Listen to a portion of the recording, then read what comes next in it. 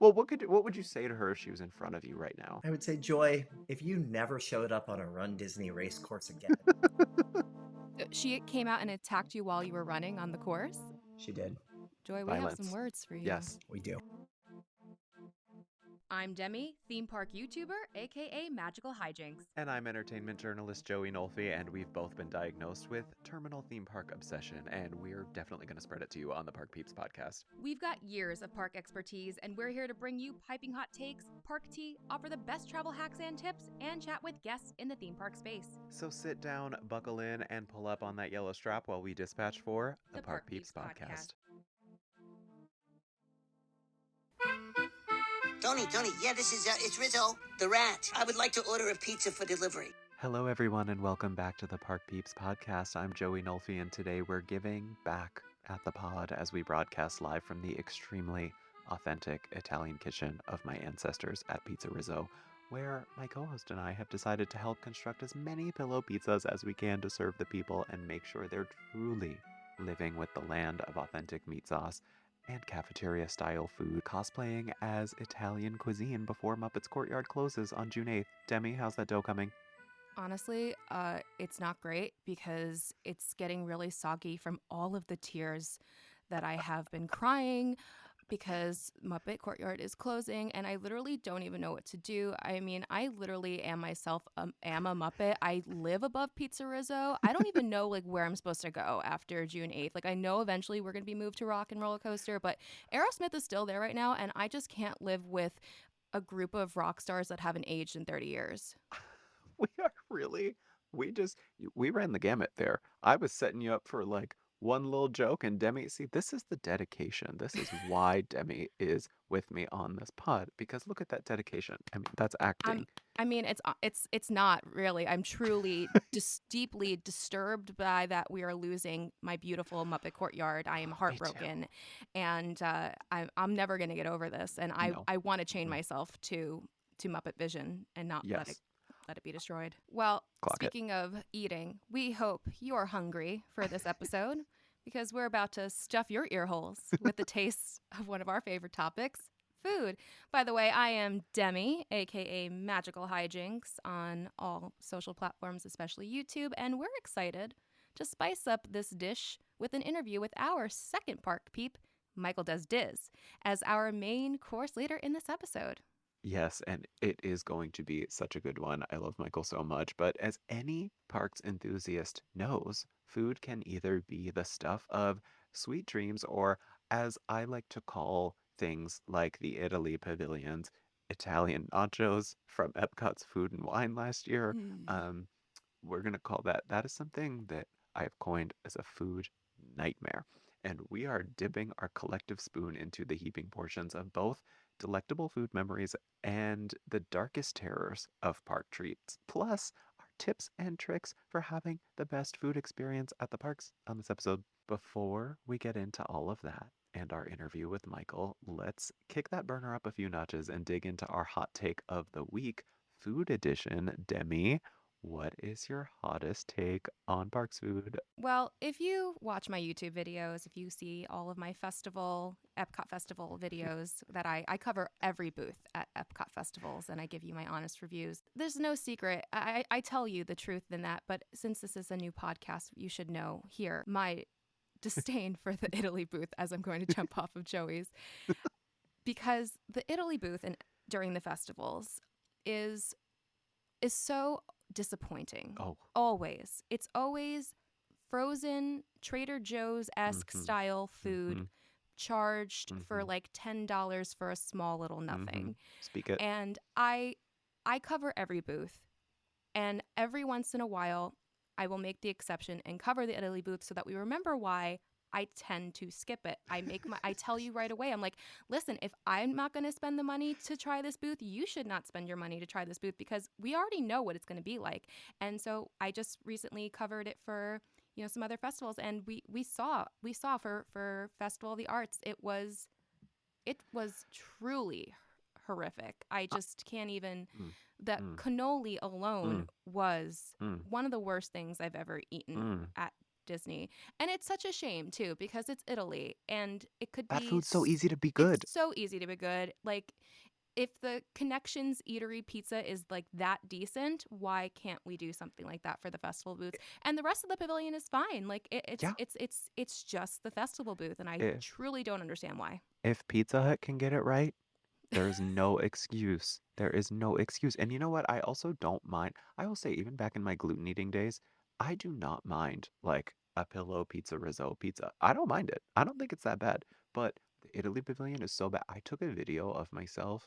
Literally, my ancestors had struck me down because I dared to eat those Italy nachos. I took one bite. It was the soggiest, nastiest, disgustingest thing I've ever eaten in my entire life. And I had to throw them away. I just, in the trash, in the trash, It, in the trash. it truly makes no sense because there's so much incredible festival food, and then it's Italy. Like this should be the one that everyone is like, oh, this is the perfection booth, and Mama, just poach someone from Olive Garden to come over and start doing your festival food. Like, what? It's not that hard. I don't know about Olive Garden, but like I mean, Olive Garden literally is like frozen food But it's heated up. better than the Italy booth festival food. Maybe. I mean, give me some endless breadsticks at There you least. go. At the Italy booths, festival food should just be Olive Garden breadsticks. Endless salad bowls and Yes, breadsticks. yes. Now, wait, Demi, I don't know if you're ready for my hot take of the week on food. I'm ready. I don't, okay, as I wrote it down, like preparing to say it, and now that I'm gonna say it, I want to take it back already, but I'm just gonna say it. Minions Cafe is better than 80% of Disney quick service restaurants. And I I agree. I'll die on that hill. I'll die on it. I, Minions Cafe, Well, maybe agree. Go ahead. I, it blew my mind when I first tried it. I put off trying it for the longest time. I didn't have it for wait, Demi, that's actually where, wait, isn't that literally where we first met? We were hanging out under Minions, but I don't think Yes. did you even I didn't we didn't eat Minions We food, didn't eat there together, but but we did literally hang that's out in where we Minions Cafe. first like yes. Yes. And we took a picture and it was blurry. Yeah. But I Uncle Drew's belly filling pork sandwich. Yes. It's Mama, amazing. mama, that pork sandwich. See, I like a pork that does not taste like pork. I don't know if that sounds weird or not, but You like like a pork? I like a pork that doesn't taste like pork. It has to be like chicken-esque or like turkey-esque and like real crispy on the outside with like the little spices and stuff. That is the kind of pork sandwich for me, mama. And with those little minion tater tots, Oh, so it's good. actually that's kind of disturbed because like when you eat them with the ketchup and like you bite them in half and stuff, it's a little disturbed. But like if I'm gonna sit there and the minions are all working around me and they're bringing out my food from the back, so I think that like little minions are making it and the just it's I love it so much. The only complaint I have about Minions Cafe is um the minions are not animatronics. Oh, yeah, that would have been so cool. But Get honestly, like, give me a screen at least. yeah, that would have been cool. I think, I think they did that land so quick and they did it so quick and really great. It came out, it looks so pretty as you're walking through it. Yeah. But yeah, that would have been a cool extra thing. I don't Ooh, know if I would say it's 80% better than Disney Quick Service, but it is definitely probably become my favorite place in Universal to get food. agree. And it's that pork sandwich. It is literally that pork sandwich. And So those good. tots are fantastic. I mean, my favorite thing about Universal right now is they are really trying to find their food identity Yeah. because they've always kind of struggled with that. Like, when you think of Disney food, you there's food you automatically associate like Dole Whip and Mickey pretzel and churros. Now Universal's really trying to take on some more food identity, and obviously we'll see it more within Epic. But with the addition of Minions and DreamWorks Land, like we're getting this like themed food that we are Hmm. associating with Universal. Um, I will drop. I did do a whole Universal Snacks for 2025 Plug video it. on the YouTube Plug it. channel, so go check that out because there's a lot of great stuff. Plug But it. yeah, Minions, so good. Speaking of all this food, I know I mentioned the festivals before, but right now is the time of Epcot's Flower and Garden Festival, and you can check out my very detailed video on the YouTube channel at Magical Hijinks, where I show you every single booth, give you honest reviews of everything so that you know exactly what to get, how to spend your money, plus all the entertainment, activities, merchandise, and more. Go check that out on youtube.com/magicalhijinks. It is the very prettiest time of year in Epcot. Yes. So, in other parks related food news, we have to talk about these menu items that were recently announced for Epic Universe and like this this salad that has been haunting my dreams for the past few weeks, the Nordic Harvest salad that is going to be available at Epic Universe. Everybody needs to go check this out because it is the most epic promo image I have ever seen in my life. It is literally just a bowl of salad. We will put a picture of the Yes, salad in our stories for we those. will. And for the visual component, if we choose to make a social cut of this, here it is, the bowl of salad. It is literally a bowl of salad, and it cracks me up so bad. There is nothing in this salad that looks out of the ordinary. There's nothing in this salad that looks crazy. But you know what? That may be the first thing that I order at Epic Universe. I have to say, I'm also going to engage in a little bit of gluten terrorism with the butterbeer crepes because in the Ministry of Magic section, they look amazing. You know they're going to taste amazing. If Universal, if there's one thing that I know that Universal's going to do right, it's a butterbeer thing. Butterbeer is going to be a thing. It's going to be poppin'. I love it. I do think that like the picture of just like here's a salad is quite funny. Yes. Wait, is there anything on that menu that has you genuinely excited? Yeah, actually, I do have something. It's besides the butterbeer crepes because obviously that's going to be Yes. everyone's number one because it looks fantastic. I will say I actually am looking forward to. It's kind of a basic one, but in How to Train Your Dragon Isle of Berk, it's that Thaw Fest platter. It's literally just like a tray of meat.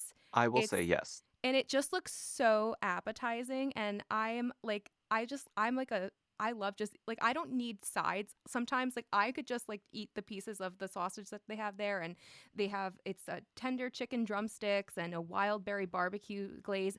There's salmon, which is I'm a huge salmon Yes. person. Hmm. And yeah, and then there's like sides of like carrots and but like honestly for me how I like to eat like I like protein and vegetables like I'm like even if it's kind of like heavier protein like this is what I'm here for. It looks super appetizing.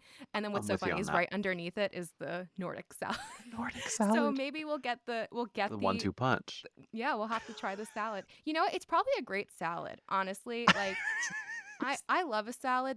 It has blueberries, it has apples in it, which I shouldn't be eating Demi! anymore either, but because Demi! you're gluten, I'm fructose Oh intolerant. Like no. who like I tell that to people and they're like that's not a real thing. Oh, it's a very And real it thing. is. And I've only found this out recently and apples are like the biggest offender and Oh it's really no. sad that like it's I won't like anything nothing bad will like happen, but like it's not going to be a great day for me No, comfortably. But no. I will, for science, try this salad with the apple in it. I have to. For science, we also have to try Stormfly's catch of the day, which, speaking of fish-related terrorism, I mean that it's it's Just a just Rice Krispie. I know, but it's You're like no. no, it's mousse. It's a chocolate mousse fish It's nestled just on a bed of crispy rice cereal. yes, but that sounds great to me. It just looks like a fish to you, and you're freaking out over it. Well, because of this visual that we're also providing today, that we will also post for people,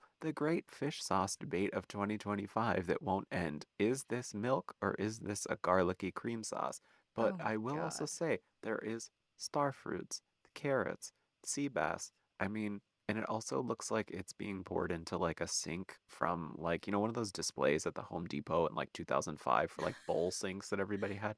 That's what it looks like it's being poured into. So this is my most intriguing dish, which we will be getting on opening day. Well, this is the sea bass at the Atlantic Restaurant in Celestial Park, Yes. and to me, it didn't look like milk. I mean, it like okay, fine. When you look at it, it kind of It okay. looks like It milk. kind of looks like it, but like if you have just any type of food brain, you would know that it's definitely not milk. Drag me.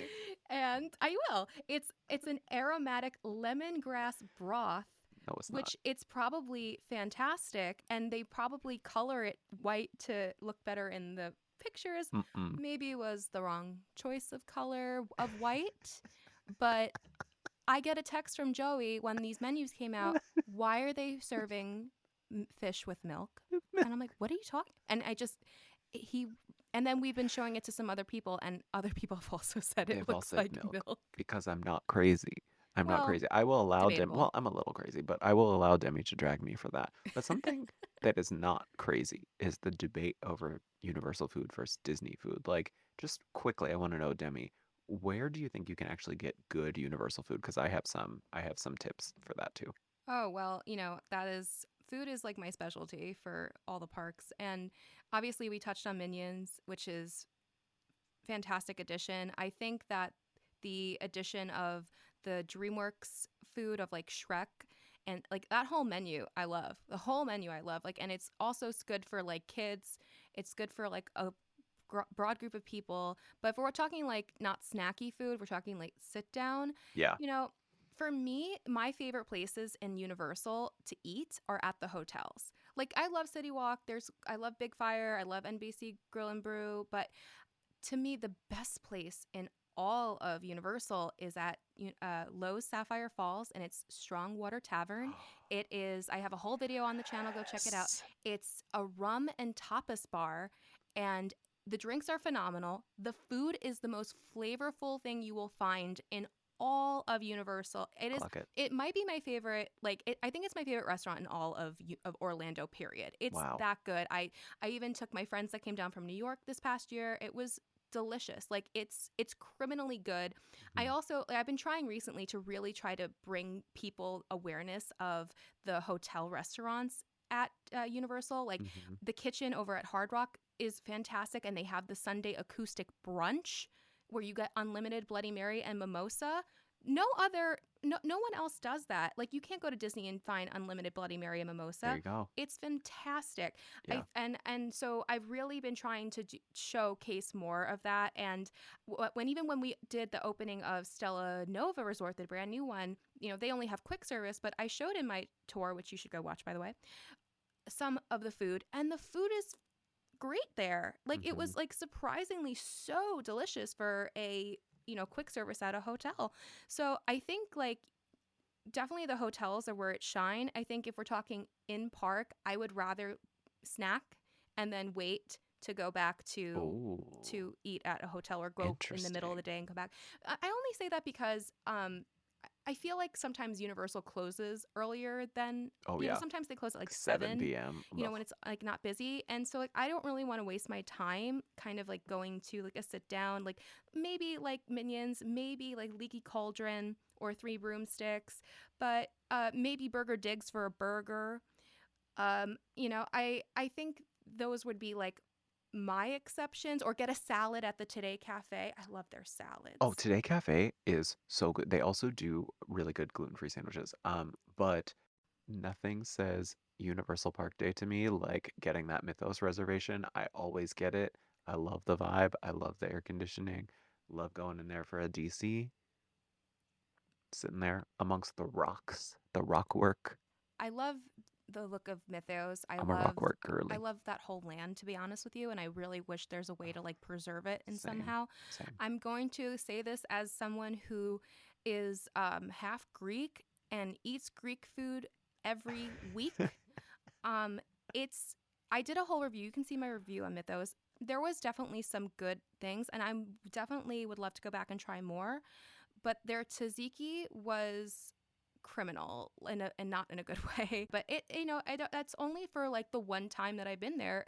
And I think we have to recognize too, like, everyone in this community is very quick to be like, oh, this place isn't good or this place is really good off of one experience. And I always say, it's always great to try as much as you can and maybe go back at a different time because maybe it's totally different. Yeah. Well, the heat is just turning up in the Park Peeps kitchen, so stay tuned as we welcome another cook to garnish this episode with a magical conversation with theme park influencer Michael Does Diz coming right up. Coming in as hot as one of my cherished gluten-free flopovers from Cafe Daisy and his sweat-ridden wig at the most recent Disney Marathon in the sun-soaked Floridian parks, It's time to welcome our second park peep to the show. Our next guest is one of my dear friends who's carved out a unique lane for himself online as a premier influencer. He's become a favorite online with his infectious positivity and huge love for all things theme parks and Disney. Every time his posts pop up, they bring a little joy to our feeds. Say hello to the awesome Michael Does Diz. Hi, Michael. Hello there. How are you? We are so good. We are so happy that you are here on our second park peep. Our second ever park peep. How does it feel to be number two, Michael? I mean, it would be better if I was number one, but it's fine. I get it. AJ, whatever. We Fine. I love you.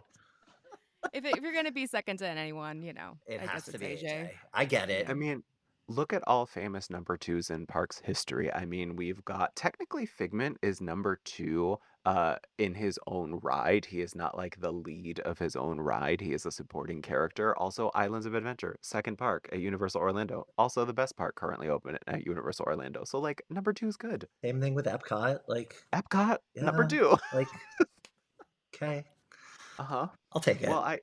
yeah, good, good. And Yes. no, truly, you are like such a joy in this space, and I Thank love every you. time we randomly get to hang out in the parks, which was very unexpected this last time at That was Disneyland. very unexpected. Well, one of the words that comes to mind with you, Michael, is you give me just so much joy. So I really would love to start out. He is laughing so hard right now, you all can't see. Um, I really would love to start out by asking why Joy from Inside Out is your just absolute favorite Disney character of all time. Enough so that your bedroom is actually completely decorated in posters and memorabilia celebrating all that is Joy. Yeah, that's why I actually have a fake background on right now because I didn't want you to see all of the Joy stuff that I've got on the walls right now. Joy is not my favorite. Joy doesn't bring me a whole lot of joy. Oh, you don't say. Yeah, and gosh, Joy, what a queen. Um, Well, what would you say to her if she was in front of you right now, Michael? I would say, Joy, if you never showed up on a Run Disney race course again, I'll give you a really big hug right now. Um, and then I'd give her that hug. I don't love Joy.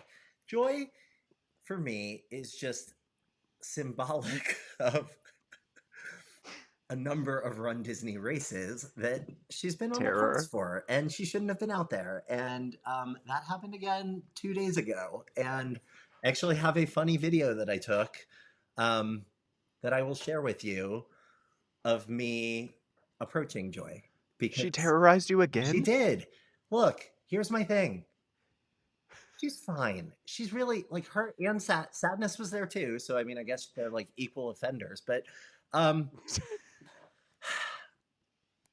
it was the Princess Half Marathon, and neither of them are princesses. So like, why were they there?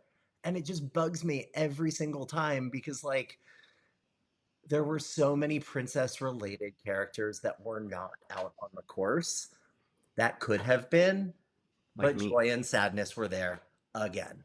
And I was just like, no. Like, unless you're going to put a crown on her or something, maybe, then, like, fine, call her Princess Joy, but she's not a princess, so bye bye. This is the most intricate, long answer to a joke I'm so question sorry. I've ever heard in my life. I'm living I through love this. it. Really, Michael, I love it. I feel triggered. I'm sorry. Starting off with a bang. Yeah, She came out and attacked you while you were running on the course. she did. Joy, we have Violence. some words for you. Yes. We do. And some hands, maybe. Actually, Joy doesn't wear shoes, and I took my cousin when she was 4 years old. She was like, "Why doesn't the blue-haired lady do. have shoes on?" And I still couldn't give her an answer to this day. Yeah. Wow. I didn't realize that. Now I'm only going to be looking at Joy's feet. Now everyone is gonna keep looking at Joy's feet, how she is not wearing shoes. It's gonna mess everybody up. Better blur them. You better blur them. If she doesn't have shoes, how can she do a Run Disney event? I mean, really. I mean, you got to you're blur those not feet. wrong. Joy's going to end up on Wiki Feet. All right. Well, before we get into other things, Michael, one thing that I want to talk to you about is you had the honor of meeting Disney legend Bob Gurr. and you rode with him on the Main Street vehicle. I did. I need to know, what was that experience like? What did it mean to you? Tell me all of this, because this is incredible. That was super cool. I was standing like in town square at Disneyland that day, and I was talking to a friend who works at the park. We were standing like near the churro cart that's right there, and I looked over to my left and I saw Bob Gurr getting in the Main Street vehicle, and I have never run away from someone like my friend who I was in the middle of a conversation Sorry. with. So Trevor, if you're listening to this, I'm sorry. Oops, faster. And I like bolted and I just like ran over there. And he was like, "Does anyone want to come in this Main Street vehicle with me?" I like built it. And I was like, "Yeah, I do. Hi. I'd really like that." He was like, "Yeah, like anyone can come in here. Like, we're gonna go for a ride around the park." Shut And up. me and only one other person got in the vehicle. And yes, and I was just like, "Oh my God, I'm in a Main Street vehicle right now with Bob Gurr, and we're like riding around, and he's just talking to us, and he's like, yeah, so like back in 19 whatever year, like I like put this like wheel on the vehicle because it would do this better, and I did this and all these things." And he knew the driver of the vehicle, who was another guy that had been there for a really long time working in the parks, and it was just like a really cool, random, very like memorable and Disney like geek out moment for me, because he's done so much from an Imagineering standpoint for the parks and for Disney in general, that like to be able to be at kind of where it all started with somebody who helped to start it all was just really special and cool. And he wears the coolest bright red, I think they're Prada shoes. Always. Like I have seen him in the parks more than that one time. I've not approached him or chatted with him other times, but every time I see him there, he's wearing the same bright red Prada shoes. And I'm just like, I mean, he "You're deserves cool. only the Like, best shoes you're a really cool for dude." everything he's done. Not like Joy. She has no shoes. I mean, absolutely. Zero shoes. You know, there's been a lot of food lately that has been brought to our attention. And one of the food items, list of food items, I should say, is some of the food that they've released for the upcoming Universal Epic Universe.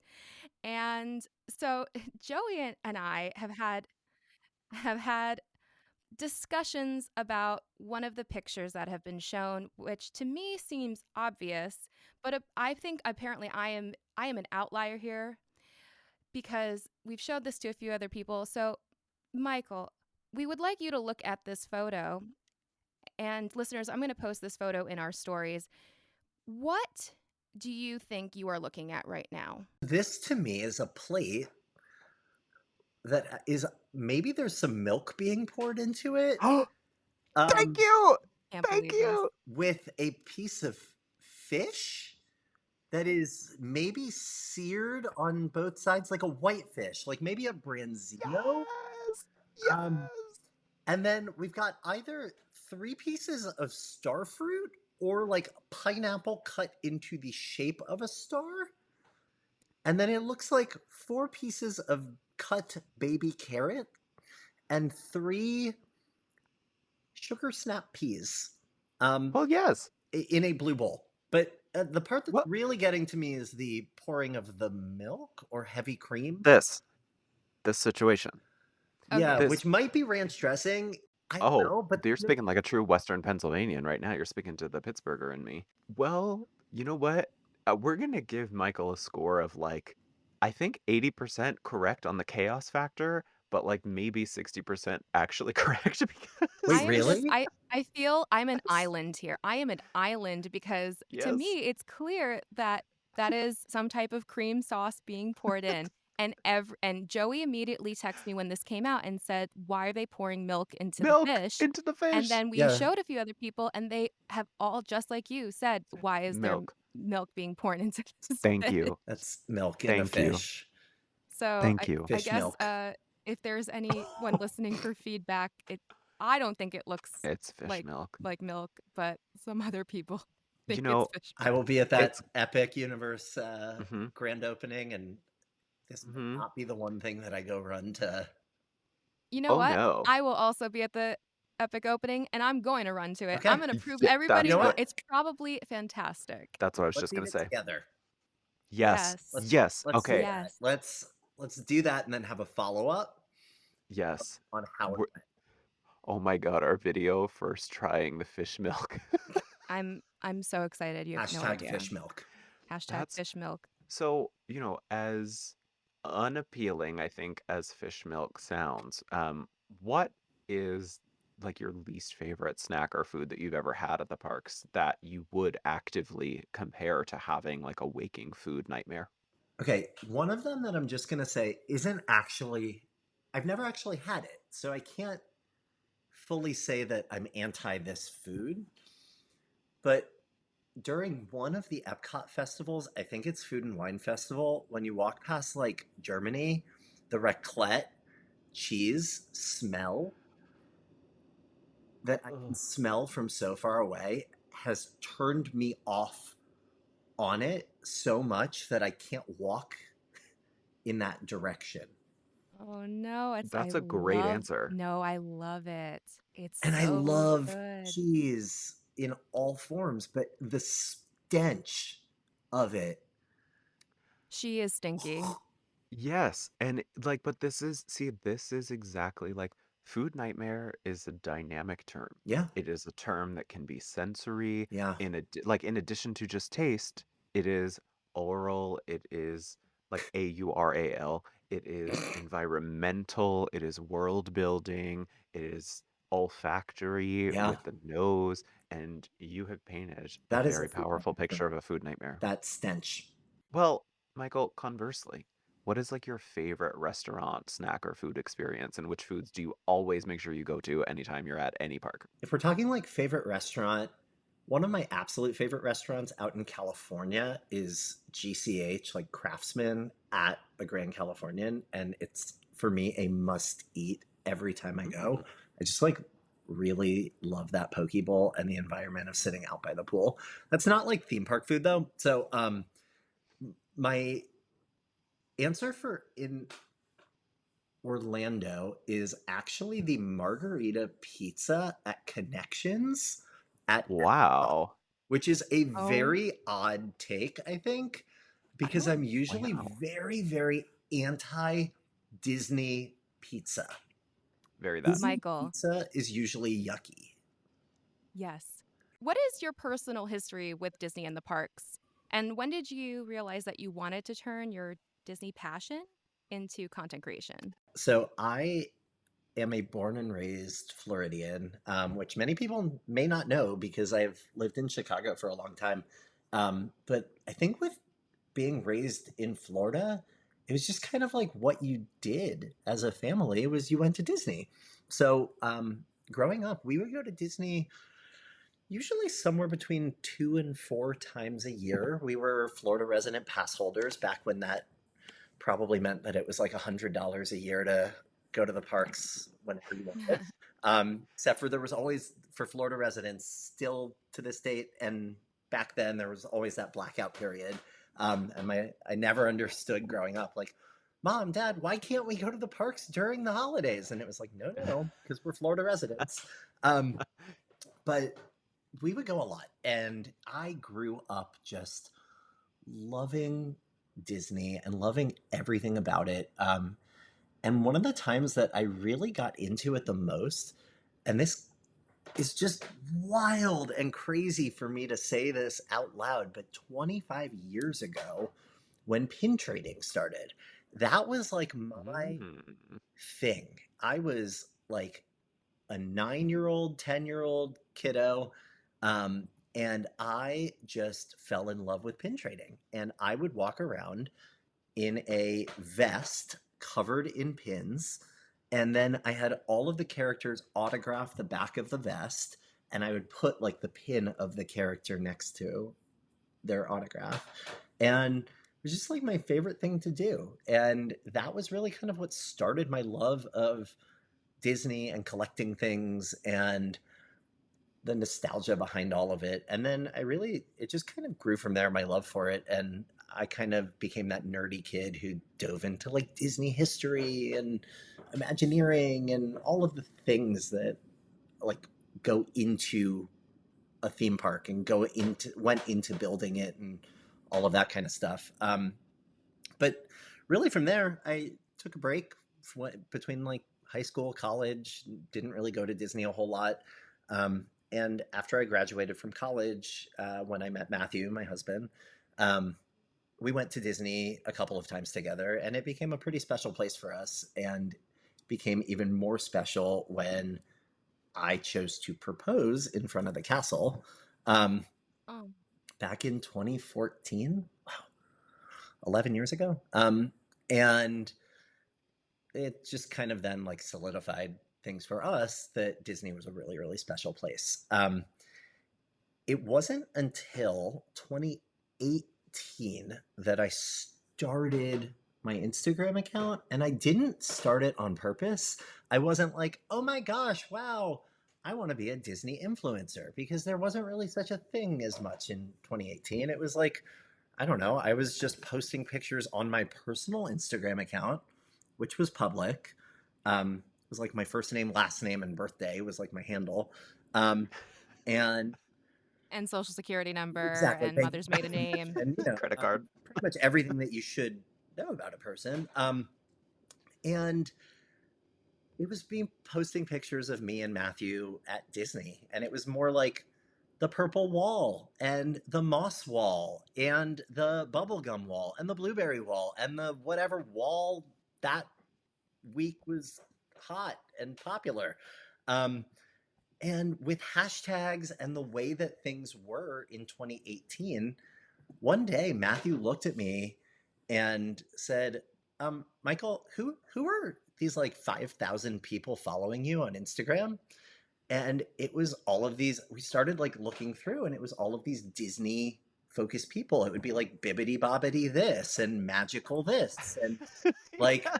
so and so Disney this. And we were like, I guess there are all these Disney adults. And at that point is when I kind of realized a couple of things. Number one, I probably should stop tagging like my apartment building and location in everything on Instagram. And number Mm-hmm. two was that there were all these people out there who had a similar interest that I had. Oh. And it was at that point that I decided to archive all of those old, more personal posts and change my handle over, because I figured at that point, I was like, if I already have this kind of pseudo following built, it's easier to turn this account into Michael Does Disney at the time than it would be to start from scratch. And it was much easier to restart my personal account from scratch and just refollow my very small amount of family and friends. um, so I did that, and I remember it was November of 2018. It was right around like Mickey's birthday, because I remember it was Mickey 90, and like everything was like hot for that, and like Mickey was getting that new confetti outfit at the Magic Kingdom with those capris that we ended up seeing for the next 4 years. And I changed my name to Michael Does Disney, and that was kind of the launching point, and it grew. And by February or so of 2019, I remember being up to 18,000 followers, because I remember this vividly. I was with my friend Nate, and we were running the Princess Half Marathon together, and they made an announcement, and they were like, look around, because you are surrounded by like 17,000 other runners right now. And I looked at him, and I remember saying, whoa, that's how many people like follow me on Instagram, and that's that many people like on this road right now. And it was like this really crazy thing to wrap my head around. And then it just kind of grew from there. And it's been a wild journey, and I can't believe this is year 7 of this. And I'm still doing it.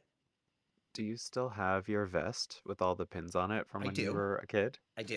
It is Oh. in storage in Florida. Um, Only because, and I've gone to the storage unit and I have said hello to my vest, but that thing's heavy and it has not been a time that I've wanted to travel with it and probably set off like every security metal detector or ship it because it would also be very heavy. So it's just hanging out in my parents' storage facility for right now. Um, Hmm. we also don't have a whole lot of space here in Chicago, and I do think that every time I bring one extra Disney thing into our home, that my lovely husband is going to murder me. I just it's really I actually just realized as we were making the questions for this episode that there's a lot because when we see each other, it's like we're just having fun Yeah, and I'm not really getting into like the deep stuff, but like I realized that I didn't know your backstory yeah, with the parks. And so it makes me a little bit emotional hearing how somebody else's kid inside of them like uh first formed a connection to this stuff. yeah. And I think that your ability to maintain that you wear it differently, I think, than other people do. Like I think I still see the kid in you a lot, whereas other people, it's almost like there's the Disney adult is like fully an adult. Yeah, But with you, it's like I always get that youthful kind of like kid energy. But what I was getting at there is that I think your positivity is something that hooks a lot of people to your pages. well, thank And you. I wonder if it's hard to maintain that kind of outlook in this space and how you deal with maintaining that amid a lot of negativity and criticism because it's something we were talking about with AJ on last week's episode was a lot of the negativity that this community gets Yeah. that can come from sometimes inside the community and also outside the community. I mean, I think first and foremost, I do my best to tune it out. Um, and I try really hard to focus on the positive. That's just the kind of person that I am. And at the end of the day, it's like 98% of the comments and the DMs and the messages and the reactions to things are positive. And I try not to let those 2% of the grumpy or fetchy or whatever people like ruin it for me. And there have been times that they have, and there have been times that I've let them get to me and bring it down and everything. But overall, I really, really, really focus on the positive. And I will say, like, every so often, and a lot of it for me is around race weekends, usually, I will have someone come up to me and say, like, I did this race because of you. And I had someone in particular who I talked to last year who she came up to me and she said, I did this race because of you. You pushed me to do it. Um, and because of that, I've lost 60 pounds and I've gotten sober. And her Wow. dad came up to me and hugged me and was like, you changed my daughter's life. And it's those moments for me that are like, this is why I continue to do what I do and continue to have as much of a positive outlook on things as I can. I will take that over someone commenting and saying, like, ew, a man in a wig. Yeah, like who cares? Yeah.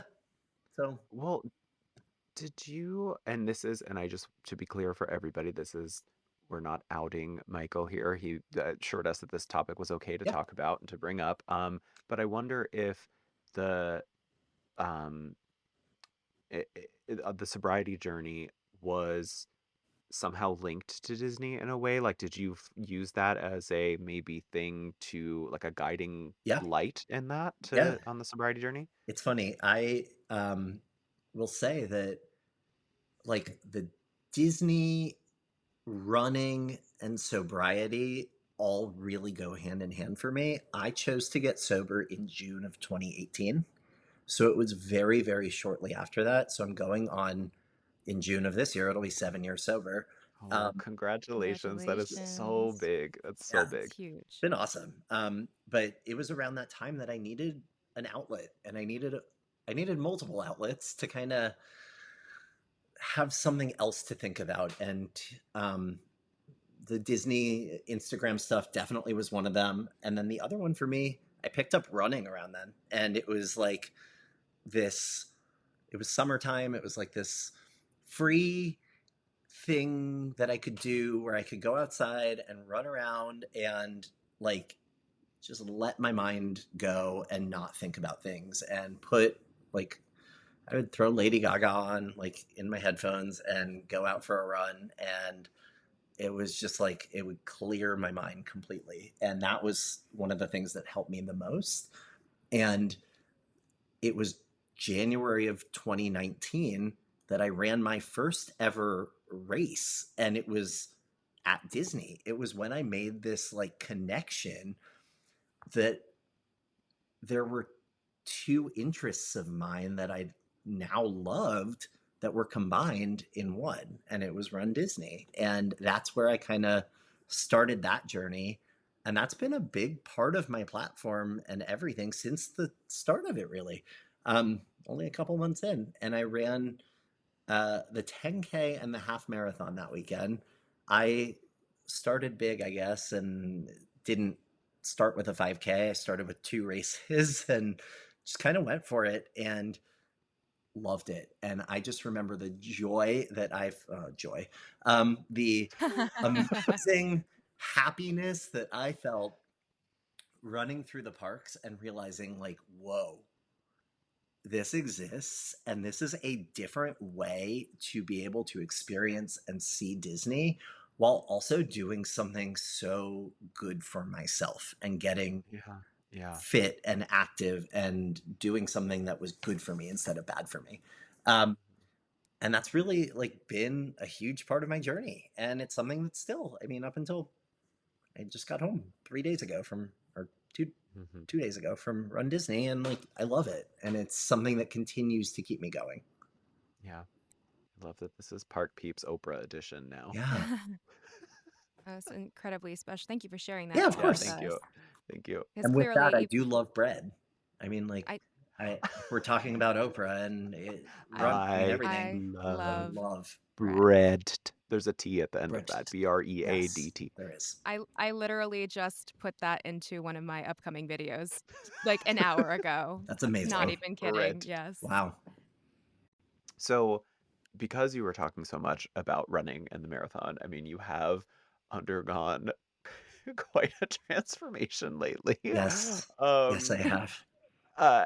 you, or should I say the princesses, they all recently ran a marathon at Disney World while in drag. Yeah. So I Um, just, what inspired this decision? How did the wig stay on? Did you regret the choice halfway through the marathon? Like all the things, please tell me. so I will say that um, of the 4 race weekends every year at Walt Disney World, my least favorite of them has always been Princess Half Marathon Weekend. And I think it's just that I, it's out of all of them, it's the least like running vibe. It's more of like a lot of people going in their tutus and kind of prancing and like I don't know what you'd think of with princesses and stuff like that. So like I remember the last time I did it was 2 years ago. I didn't run it last year. So much so that I actually booked a cruise for myself last year over the dates of Princess so Oh that my I God. couldn't last minute change my mind and try to go. That was that was last year. And then, but 2 years ago, I was really like fast and I was like, I'm going to go for a PR at Princess. And I got it actually, but I didn't have a lot of fun because like everyone else was prancing around in tutus and I was like running. So this year, I decided to do Princess again and to give it another shot. And I was like, you know what? If you can't beat them, join them. And I joined them. And I was like, I'm going to go for it. And I am going to embody my inner princess, and I'm going to dress as some of my favorite princesses. So I made the decision about 10 days ago to do this. This wasn't like planned out for a while. So much so that I have to give a shout out to my friend Lisa, who I had all of the Amazon packages shipped to her house in Orlando. And I put these outfits together the night before the races. Um, Quick Wow. drag, so quick drag. Quick quick. drag. Um, I Yeah, I just ordered a whole bunch of stuff on Amazon with the hope that it might fit. Um, and let me tell you, when you are a man without boobies, trying to figure out the size of your strapless bra to run in based on internet Wait, reviews isn't wait, super easy. you you put on a bra to run too? You didn't see the first one? The Little Mermaid. You didn't It see was the her Oh, second one? duh. Oh, wait, yes, duh, Oh, duh, her yes. seashell clam. No, yes, I see, don't know why my brain blocked out Ariel because it's so fixated most on people probably your did face. block her out because You, she was terrifying. I, though, do love the video of the evil queen just having no words for you. Oh, Absolutely yeah, none. she clearly hates Kesha. I don't think it was you. She's It's- just not a Kesha She's fan. not. I was You know, dying. it was so funny too because that was not the song playing the whole time I waited in line to meet her. And then it was like 2 seconds before I met the Evil Queen, the music, because you're out in a parking lot in Epcot, like, and there's a DJ just blasting normal people music, but then there's Disney characters there. So it's like, what was I gonna do? I was literally like in drag as Cinderella, like, Mhm. and Kesha came on. Was I not gonna dance and sing to her? No. Yeah. Um, so I did, and her reaction or lack of reaction was truly That was so amazing. good. And I give that the Evil Queen a whole lot of credit for remaining in character because she is Yes. the character. Yes. I also, it's, inevitable, I think, of the things that, I imagine some people must have said to you about this, because there's a lot of weird homophobia in this space, and it just, Yeah.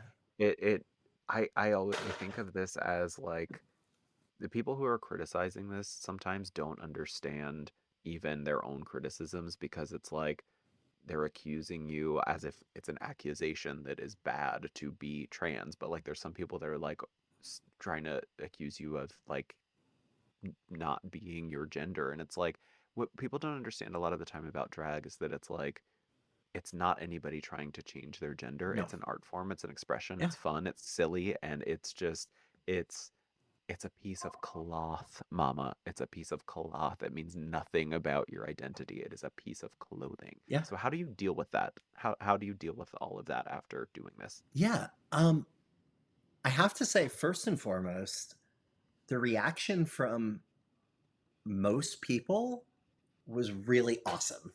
So I Yeah. will start with that. I didn't know how the Disney mommies were going to take it, which really is my following for the most part. My following is 80% moms, 20% gay men. It's like this really weird split. Um, but I fall under the category of gay men, right? absolutely, it's Demi not even a does. question. Great. But I was like, oh my god, I'm showing up to the app. I mean, I don't curse on my page. I don't like I I barely even like I don't know. I'm pretty PG on my page, and I was like, I'm showing up to this race weekend. Like, I'm gonna show up to the Epcot parking lot in just a bra and a skirt and a wig, and like I don't know what's gonna happen. And everyone was just awesome, and they were like super amazing about it. And I got interviewed like in the parking lot that morning. It was on the big jumbotron thing, and everyone was like, and all of a sudden I started getting DMs from people like, "Hey, you look amazing," and it was just fun. And I mean, look, I've gotten some weird comments on Instagram on all the things, especially the Evil Queen one. That one has popped off, as the kids would say, and it just, I think, hit 1 million views, which is wild to me. But like, there's some weird comments in there, and they're all from like people who have private profiles and 0 followers and 0 posts, and they're like very spammy and yucky, and Yeah. it is what it is. I got those comments on posting a video of the Lilo and Stitch commercial from the Super Bowl. I got similar type comments of like, "You crazy Disney adults, you are the devil," and whatever. And it's like, I've come to expect it anytime something goes viral or like has enough of anytime it leaves the Disney bubble, basically. Because within the Disney bubble, people get it. But the Disney bubble of Disney adults is like 0.01% of people. It's not like a huge amount of people out there in the actual world. So once it like crosses that line, and all of a sudden it like, because of one hashtag or whatever, shows up on some random dude's Discover page in the middle of nowhere, he's like, "What is this?" And like, then it's not great. And I just deal with it, and I don't respond. I don't engage. It's not worth my time. I actually don't read the comments most of the time. Like at that point, once they start like coming through, I'm like, whatever, say whatever you want. I have some words hidden on Instagram, so I think it magically like hides some of them from the public if they're super nasty. Joy is one of them. Yeah, that's the number one. Yeah, Joy and Joey, you have both of those I words definitely blocked. have Joey blocked. But yeah, so that's the long answer to that. Yeah. But I don't let it get to me. I'm very like, I don't know, pretty chill with this stuff.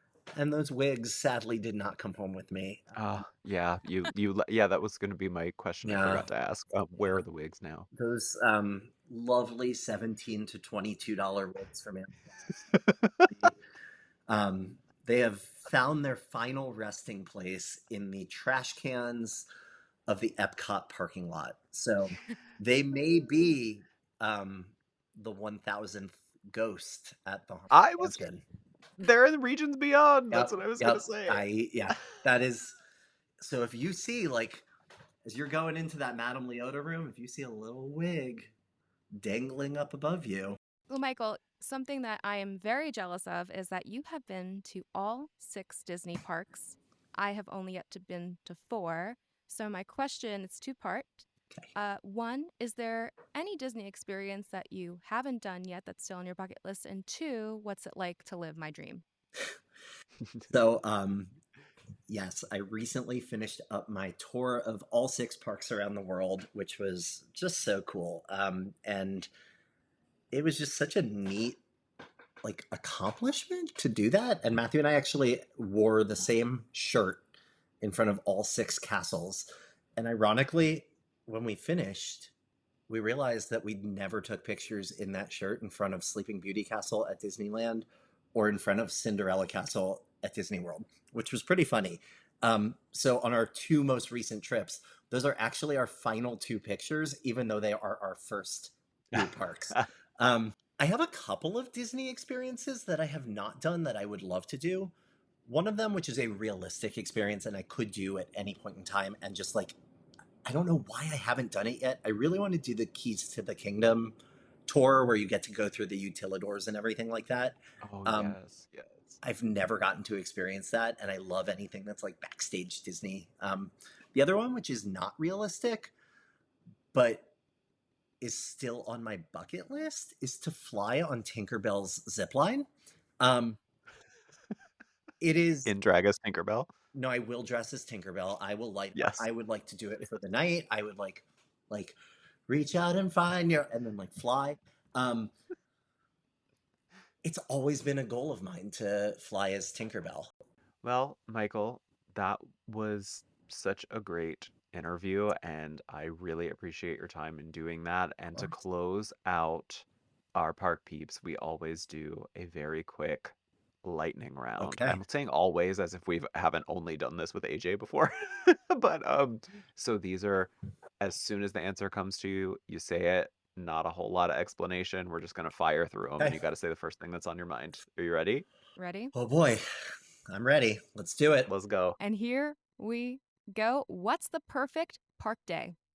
Waking up at the Contemporary, walking right over, going into Magic Kingdom at Rope Drop, going straight to Thunder Mountain, and then hanging out in the park for a bit through like the parade, then going back and enjoying the pool in the afternoon and like taking a nice little break, eating a burger at Steakhouse 71 for dinner, and then walking back to the Magic Kingdom for fireworks, and then doing deluxe extended evening hours that night where everybody leaves the park and I can just go on all of the rides and no one's there and I can get a boat on Pirates of the Caribbean by myself. If you could bring one defunct attraction back, what would it be? Oh boy, that's really, really hard. Okay, it would be the People Mover at Disneyland. Yes. I would do anything to go on the People Mover at Disneyland. What is your favorite bathroom at Disney? I have it. I am not going to share it on here because I don't want people to know about it. So I will give my second favorite bathroom. So I'm going to go with, I actually really like the bathroom that's connected to Brown Derby at Hollywood Studios. It's very nice and clean and very calm. And what is your favorite park hack? I would say that my favorite park hack is actually renting a car every time I go to Orlando and not taking Disney transportation. If I am staying at like a Contemporary, Poly, Grand Floridian, then like I do enjoy having the monorail right there. If I'm staying at any place on the boardwalk, I love being able to walk to the Epcot or Studios parks, but having the freedom of a car and being able to leave the park when I want. It's less about getting there because getting there, like I'm fine with parking and taking the tram and whatever it is, or taking a bus, I mean, and walking and whatever. But at the end of the night, when I want to go, I want to go. And like, I do not want to stand around and wait for 17 Saratoga Springs buses to come while I am waiting for my one bus for Coronado Springs to show up. Love it, love it. What is your favorite place to get a mocktail in the parks? Absolutely Nomad Lounge, and it's the Yeah, Zingiber Fizzy, I think it's called. It is very good, and it is one of my favorite mocktails on property. The other place would be inside of the Mexico Pavilion. They do actually have fantastic mocktail options. what is the most embarrassing park moment you've ever had? While I was running the 10K 2 or 3 years ago, and I was running in a huge cardboard cutout of Tower of Terror, and I turned a corner and I tripped over a walk and I fell flat on my face in the middle of the race. Um, and then everyone was around me like, Michael, are you okay? And I was like, I'm great. I'm so good right now. And I got up and I continued to run and I had blood running down my legs because I had skinned both of my knees. Um, and it looked a whole lot worse than it was because I was sweaty and the blood was like running down my legs. And I just finished the race and all my race photos from that, I had to like crop from the knees. Oh my God. Well, T, Pretty T. bad. What this might be the same answer, but when was the last time you cried in the parks and why? Like 3 days ago, watching. No, this is actually really like nice. My grandma passed away about 10 days ago now, and right after that, I went to Disney World a couple days earlier than expected for the races, and I sat and watched Luminous, and that show with it walking you from being born through dying really, really tugs at the heartstrings. And I sat there and cried, and it was a very cathartic moment for me. Yeah. My papa, who was married to my Grammy, passed away 7 months ago, and I actually did the same exact thing and watched Luminous the night after his funeral.